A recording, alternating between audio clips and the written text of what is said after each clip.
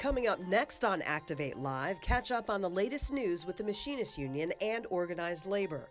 Learn about the North American Free Trade Agreement, also known as NAFTA, and what renegotiation means for working people.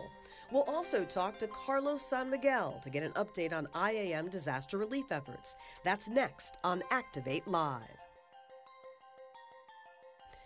Coming up next on Activate Live, catch up on the latest news with the Machinists Union and organized labor. Learn about the North American Free Trade Agreement, also known as NAFTA, and what renegotiation means for working people. We'll also talk to Carlos San Miguel to get an update on IAM disaster relief efforts. That's next on Activate Live.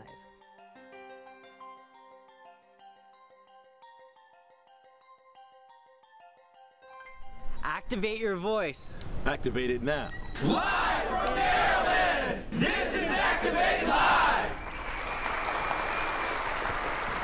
Welcome to Activate Live. I'm Tanya Hutchins, and we're coming to you live from the Machinists Union headquarters in Upper Marlboro, Maryland. Today's show addresses the North American Free Trade Agreement, the recent natural disasters that have taken place, and how the IAM Disaster Relief Fund, the IAM Assistance Fund, as it is named now, helps with disaster relief. We'll talk to Carlos San Miguel, who is leading those efforts, and you can comment at any time during the show. But first, our communications representative, Delane Adams, is here to catch us up on the news of the week to tell us what's going on. Delane, what should our members be aware of? What should we keep an eye on, a close attention to this week? Well, congratulations to members in Wichita, Kansas, who built the Learjet. One voice, one contract. They have a new agreement that offers a blueprint for the next wave of fighting machinists, so congratulations to them on their new contract. And this is a Bombardier contract. Yes. That's right. Congratulations to them. We also have good news coming out of Kentucky. Yes, so in Kentucky, you can't build a car, fix a washing machine, or even a computer without a fastener. So 120 members in Kentucky, they have a new contract that they ratified, so congratulations to those members. And that's a 3-year agreement? 3-year agreement. So okay. Congratulations to them on 3 years of American Dream. Now, we have also been keeping an eye on the Jones Act. Yes. Explain to us and to all of our members, what is the Jones Act? So the Jones Act has promoted our nation's economy and national security since 1920. This law requires us to retain a solid core of skills and capabilities in both the shipbuilding and ship operating industries. And so this provides meaningful employment for thousands of members in this industry. So we need to make sure we keep this in place. And President Martinez was able to write a letter of support, and it was widely respected. And we have the letter up on the screen here, which is also available on our website for our members to see. And we'd like that he's getting our voice out whenever our international president can. He makes sure that our voices are heard. He does. Okay, and we are going to get into a little bit more detail later on about the North American Free Trade Agreement, also known as NAFTA. But you just came back from a rally this morning. What was going on? So today we joined groups and we made sure that we delivered a petition demanding that NAFTA special protections for investors be eliminated. And this ISDS, or the Investor State Dispute Settlement, is best known in our circles as the kangaroo court. It only benefits corporations and allows them to skirt our laws and courts. It gives unlimited taxpayer compensation. So we just want to give a big shout out to the groups who participated, but also to our champions in Congress. Okay, so thanks so much for letting us know what's going on. And of course, we're going to see you again next week. Yes. So thanks for stopping by, Delane Adams. I'm excited. Thank you, Tanya. Great. Bye. Sounds good. We also have some great news. We want to say happy birthday to the Navy, because we have a lot of IAM members who are veterans, and they always like to hear good news about the military. Sometimes you don't always hear good news, and we want to recognize all of our veterans. So we're saying happy birthday to the Navy. It's its 242nd birthday this Friday the 13th, so it's lucky for us. Lots of IAM veterans, including our international president, Bob Martinez. Our Navy was born in 1775. It's been through 10 major wars, countless battles to protect the American people and the international community. So happy birthday to the Navy and all of our IAM veterans who served in the Navy as well. Remember, Friday the 13th is going to be lucky. read more in iMail on any of the topics that we just discussed in our news items. And you can sign up on our website if you don't already receive the emails twice a week. And we also want to remind you that you can check comments at any time, and you can even send us your comments. We'd like you to do that right now. If you have any comments on what you've just seen, send us your comments on Facebook, Twitter, YouTube, and we will check them during the show. If you have any comments whatsoever, if you have any questions for our guests, you can go ahead and write to us on there as well. And I will try to check on Facebook, Twitter, and even YouTube. Tell us where you're watching from. So this show is mostly about NAFTA, but other topics as well. NAFTA stands for the North American Free Trade Agreement between the U.S., Canada, and Mexico. And our next guest is in charge of the Trade and Globalization Department here at the IAM, which develops policy and coordinates IAM activities involving internationally related issues. Now, these can include examining and attempting to influence regional and world trade agreements. Transnational corporations doing business in North America are scrutinized, including how they operate around the world. And Owen Herrnstadt is Chief of Staff to International President Bob Martinez and joins us now to let us know where the renegotiation stands. Thank you so much for being here, Owen. Well, it's great to be here. Currently, right now, the fourth meeting of the negotiators for Canada, the United States, and Mexico are meeting in Arlington, Virginia, to discuss the renegotiations of this agreement that has been so flawed for over 20 years and have taken away jobs from Canadian and U.S. workers and have not done what they promised to do, and that is raise the standard of living for those in Mexico, our brothers and sisters. Weren't we promised initially that this would create jobs, and we have lost something like nearly 1 million jobs? Absolutely. We were promised that it would increase 200,000 jobs in the United States. Of course, we said no, and we fought against NAFTA. Unfortunately, our biggest nightmare has become a reality. Not only have about 1 million jobs been lost in the United States, hundreds of thousands of more jobs have been lost in Canada. And for Mexican workers, they still have to fight every time they want to form an independent union. Anytime that they don't want to be discriminated against. Child labor is prevalent still in some sectors in Mexico, and of course discrimination exists.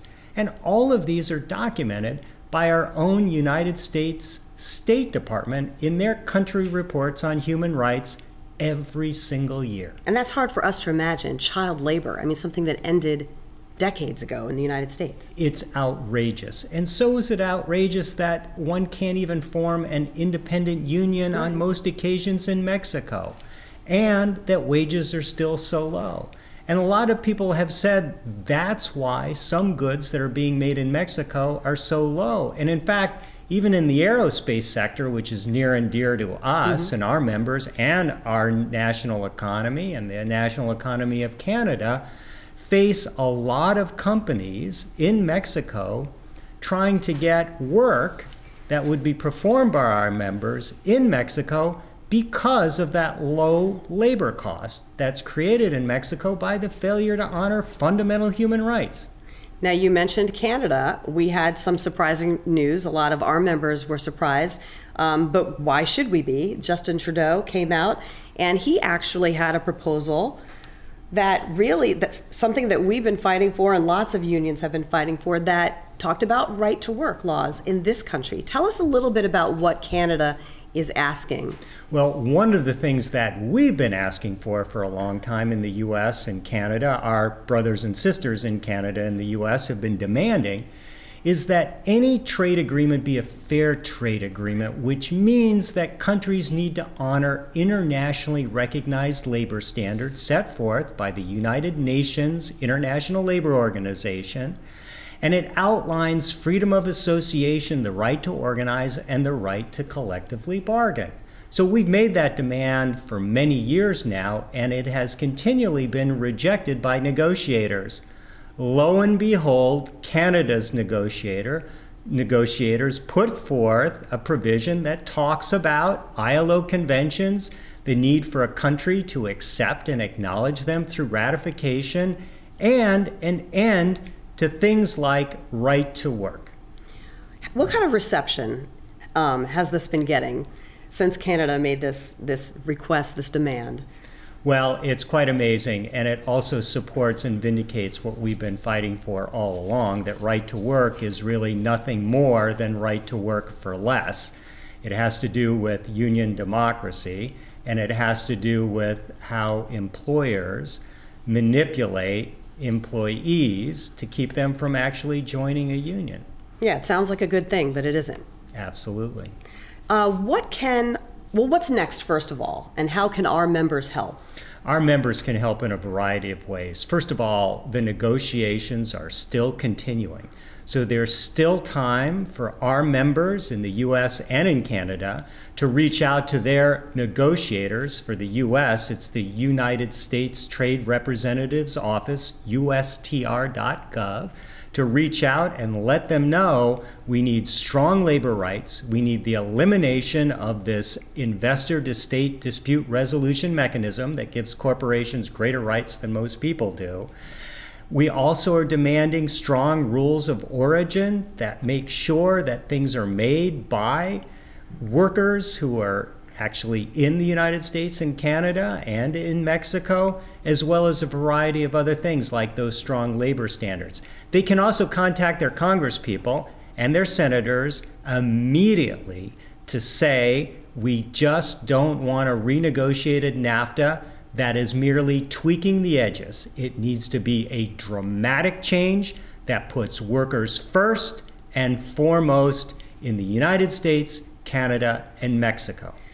Is there one form of contacting Congress that is more effective than another? Is making a phone call more effective than an email or a letter? Phone calls, letters, emails. Anything. Anything. Okay. Just contact your congressperson. Show up when they're in your state and when they're in your jurisdiction during the weekends or during a congressional recess. Show up and let them know that this is crucial, not only to our nation's economy, but to our security. And it's right for U.S. workers, Canadian workers, and Mexican workers. We can no longer tolerate the flawed NAFTAs of the past. It's time to move on. Before you leave, I know last month you testified about NAFTA, but you also testified about China. Tell us a little bit about that. Well, the U.S. Trade Representative's Office, government, has said that they're opening an investigation to explore China's unfair trade practices when they demand the transfer of technology to it in return for a company to make a market sale. We testified yesterday saying that such an investigation should be comprehensive and very broad, and it should look at the demands for the transfer of production and technology to China in return for market sales. Because what's happened is companies get pitted against one another and they're trading away our jobs just so that they can sell planes in China. It's an unfair trade practice, and our government should be doing whatever it can do to make sure that it stops. Owen, thank you so much for stopping by, and we will try to get as many members as we can to make their voices heard, activate their voices. That's why our show is called Activate. So we're going to check some comments, though. Just sit tight for 1 minute so we can check and see if I can update my screen here, because we want everybody to call, as Owen said, write, email, do whatever you can to contact your member of Congress to let them know how you feel, make your voices heard. Heather Kelly is asking, why such a fear of organized labor? You know, we're here to work for the employers to keep us all employed. You know, this is sold to the general population as a cheaper product based on more supply and demand problem. You know, with no wages due to layoffs, products could not be sold. You know, prices were not lowered. So keep the comments coming. We're so glad that you're making comments. This is a way for us to be interactive. That's why we call this show Activate Live, because we want you to activate your voices. So please do comment away. You can say anything you want. Just try not to curse because it automatically gets deleted. Has nothing to do with us. It just is deleted. So as we move on now, we've all been hearing about so many natural disasters that have been happening, and our disaster relief efforts have been led by Carlos San Miguel. And when I checked in with him about 2 weeks ago, we had 18,000 members affected by hurricanes in Texas, Florida, Puerto Rico, and Virgin Islands. Carlos, thank you so much for joining us. Well, thank you, Tanya, for having me today. No problem. How are we doing with the numbers? Now we even have California wildfires. I mean, how many of our members are affected by these natural disasters? Well, as last counted, we have a little over 18,000 members that are being affected by the hurricanes that have hit Texas, like you said, Florida, part of Georgia, of course, Puerto Rico, and the Virgin Islands. And we have a delegation that actually just went to Puerto Rico. You know, how are the members doing down there, and what were some of our delegation members doing?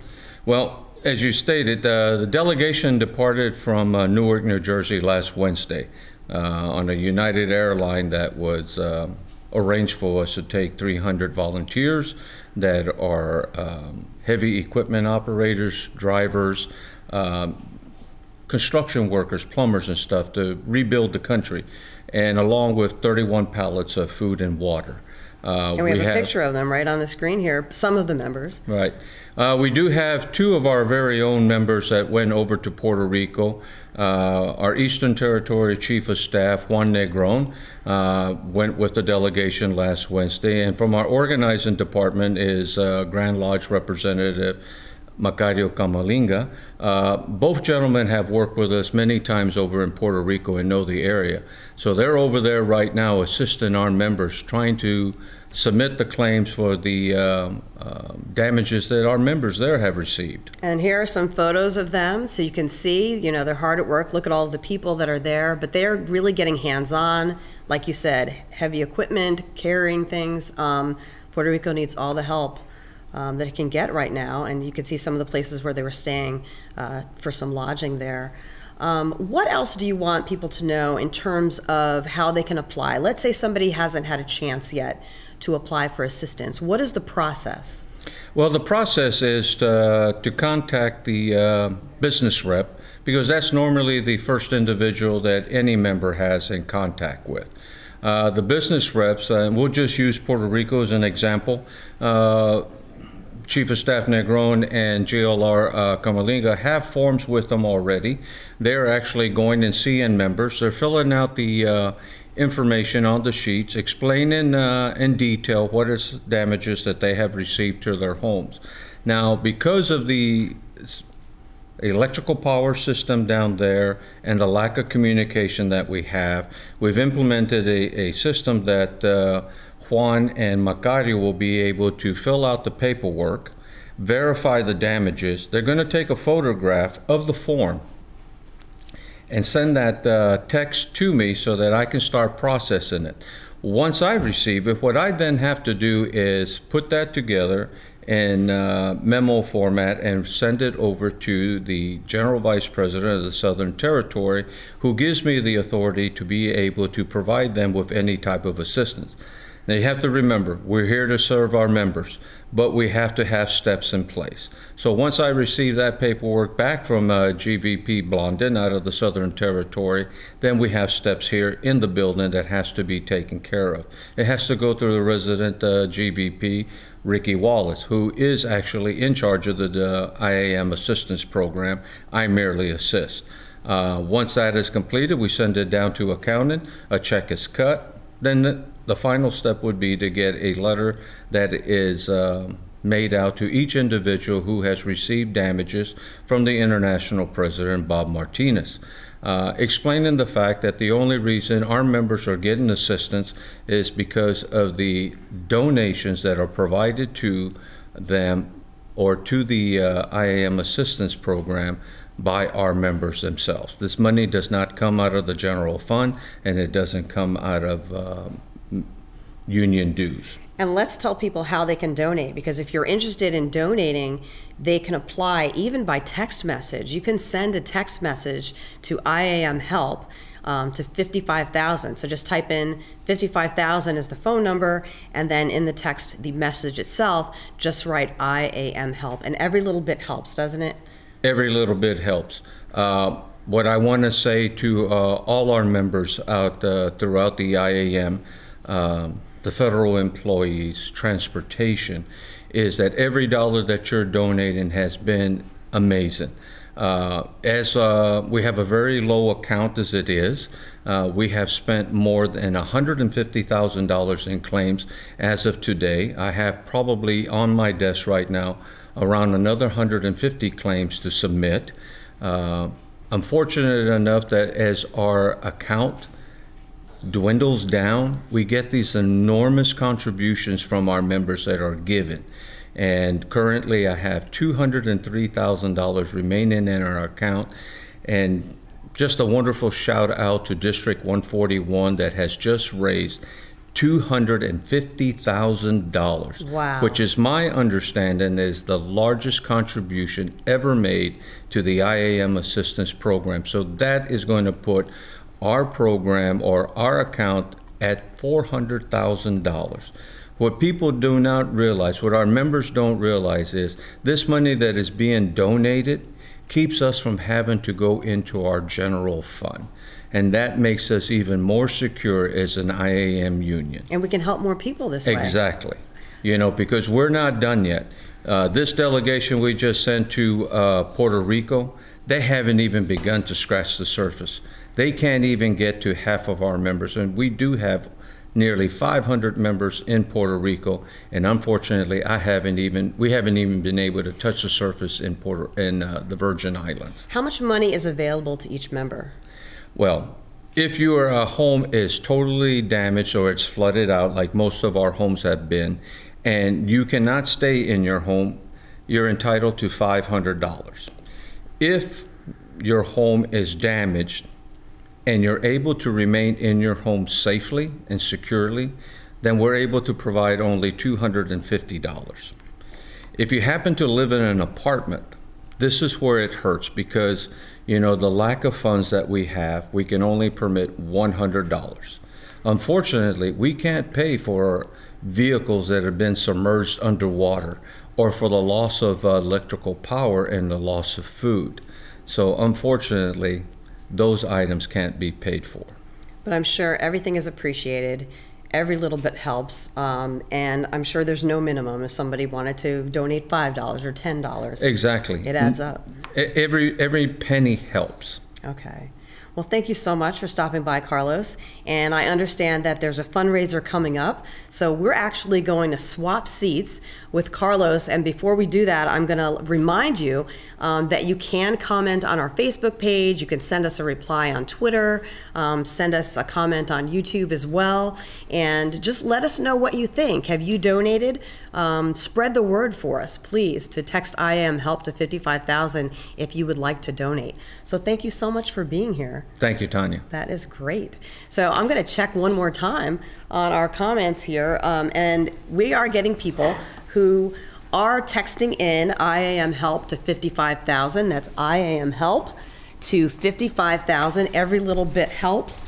And there are lots of locals around the country that are trying to donate, districts that are trying to donate and raise as much funds as they can.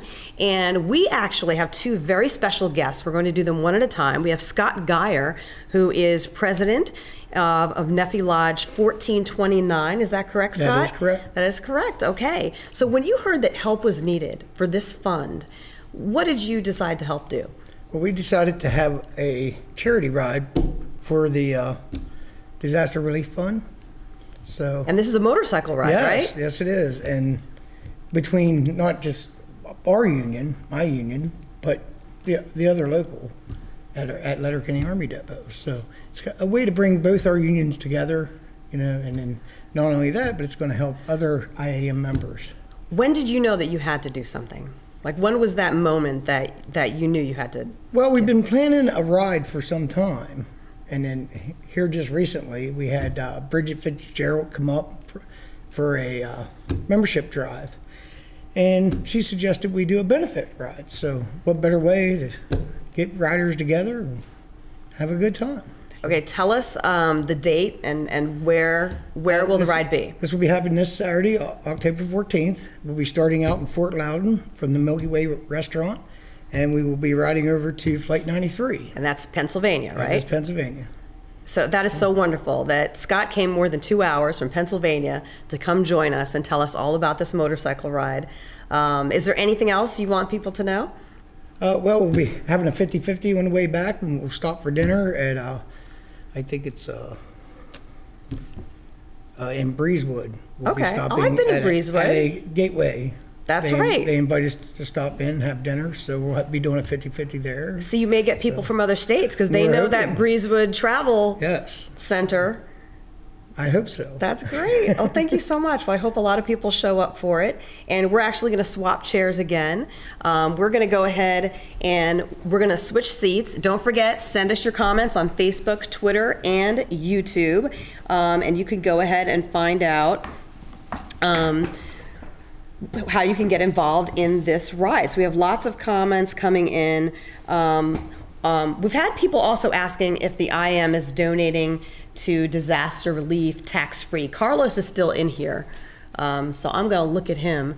But Carlos is probably on. We're going to have lots of people checking Facebook and responding to these comments as well to find out as much information as they can. And also, RJ Flight Attendant is asking, is the IAM working with the CLC and the AFL-CIO's Disaster Task Force? We are working with them, so thank you for keeping that in mind. There's so many ways to help.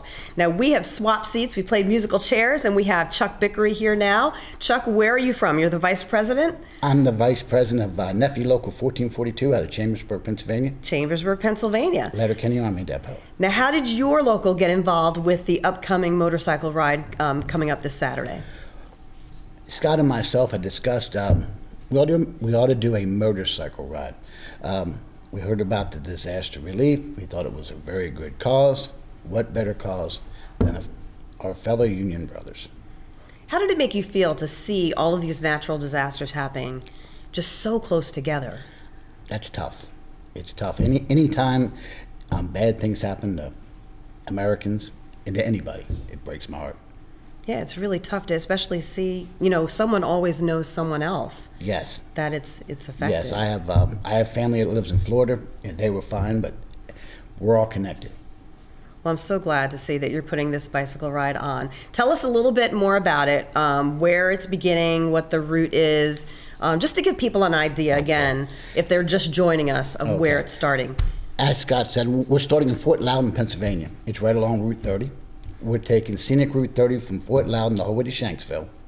It's a beautiful fall ride in southern Pennsylvania. That's great. Yes. And I'm hoping you have great weather on Saturday. I haven't checked the forecast. It looks like it is supposed to be great. We'll see what happens Saturday morning.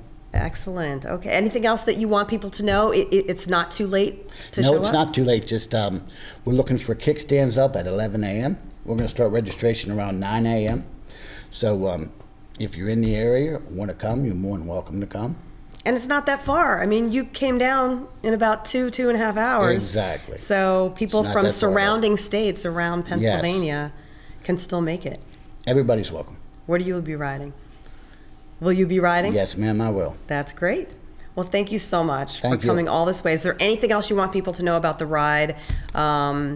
Even if you have to grab a pen and a piece of paper right now, is there any phone number you want to mention, or an email or a website that you want them to check, or call the local? Should they just try to get in touch with you? You could call the local office, the local for Mr. Geyers. Okay. That is 717-267-5286. And that's NFFE Lodge 1429. That would be NFFE Lodge 1429. There's somebody there during normal business hours. There will not be anybody there on Friday. It happens to be our RDO, but we will be busy, doing the groundwork for the ride. Okay, so this Saturday, registration starts at 9 a.m. Yes. Kickstands up at 11. Yes. See, I'm learning the lingo. I'm learning. That you are. That you are. Like I say, it's an excellent ride. Route 30 is it's a great venue, especially with the fall foliage, up and down hills. It's just a great part of southern Pennsylvania. Oh, thank you so much for being here and for coming all this way. Thank you. For such a great cause. We're going to try to help get the word out to you. So let us know if you ride a motorcycle and you're interested. Just comment on our Facebook page or Twitter. You can do that as well. And we have information on there about everything that we've talked about, whether it's disaster relief, whether it's NAFTA. We have information right there on our Facebook page where you can get information. And we have the phone number on there as well. To find out more about NFFE Bike Ride, call NFFE 1429 at 717-267-5286. So we're very glad about that. And we're just so glad that so many people want to help. There are people that call us and even send us messages on our Facebook page asking how they can help. Well, right now we are going to check our calendar, as we do at the end of every show, to let you know not only what's going on in the Machinists Union, but in the labor movement as well. We have the AFL-CIO Metal Trades Conference is taking place today and tomorrow. That's October 11th and 12th. The AFL-CIO Convention is coming up October 22nd to 25th in St. Louis. And we also have lots of state council events that are coming up. So October 13th and 14th, we have New Mexico State Council of Machinists in Las Cruces. October 14th and 15th, the Alabama State Council of Machinists in Montgomery. And then October 15th and 16th is the Ohio State Council of Machinists in Columbus.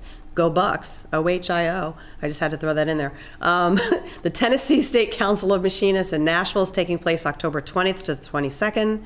Arizona State Council of Machinists meeting is taking place in Yuma, October 21st and the 22nd. And then the AFL-CIO Convention is taking place in St. Louis, October 22nd to the 25th.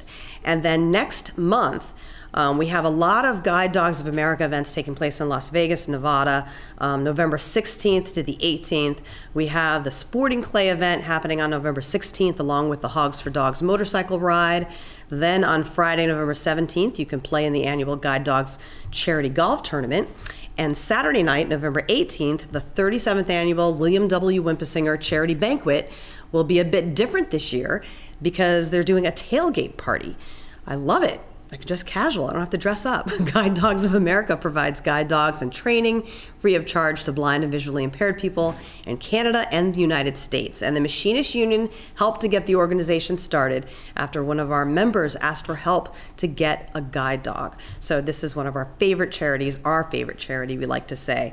So we hope that a lot of people sign up for that as well. We also have the IAM Scholarship Competition taking place. The 2018 scholarship competition is now accepting applications.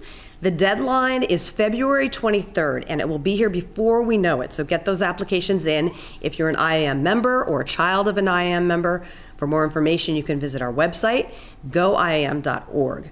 That's goiam.org, and just search scholarship applications. And remember, you just got iMail if you have signed up for iMail, so check your inbox, and you'll get information on a lot of the topics that we talked about today, whether it be NAFTA, disaster relief, whether it be a lot of the events that are coming up like Guide Dogs of America. But that is it for this week's edition of Activate Live. If you've liked what you've just watched, please hit that share button so your friends can watch it too. I'm Tanya Hutchins. Join us next week on Twitter, Periscope, Facebook, or YouTube, even from your smart TV. See you then.